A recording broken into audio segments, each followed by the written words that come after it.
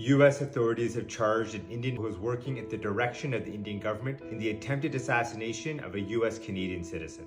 The evidence provided in the press release from the US Department of Justice and the indictment of the accused Mr. Nikhil Gupta are incredibly concerning. It states that Mr. Gupta, an Indian national, worked at the direction of a high-level Indian official, described as a senior field officer with responsibilities in security management and intelligence, to hire a hitman to assassinate the victim, a US Canadian citizen involved in advocating for a separate Sikh homeland. The Indian official agreed to pay $100,000 to have the victim eliminated. Mr. Gupta then hired a hitman, who was actually an undercover US law enforcement officer, after the horrific assassination of Mr. Hardeep Singh Nijjar. Mr. Gupta stated to the undercover officer that Mr. Nijjar was 3 or 4 on the list. He stated further, not to worry, because we have so many targets. We have so many targets, including at least 3 other Canadian targets. Sikhs are not safe from the Indian government, both within and outside of India. And that's why we need immediate action. We need the Canadian government to act now to protect all those at risk of assassination from the Indian government. We need the Canadian government to work to expose those networks operating within Canada at the direction of the Indian government to assassinate Sikhs. And all of us across the globe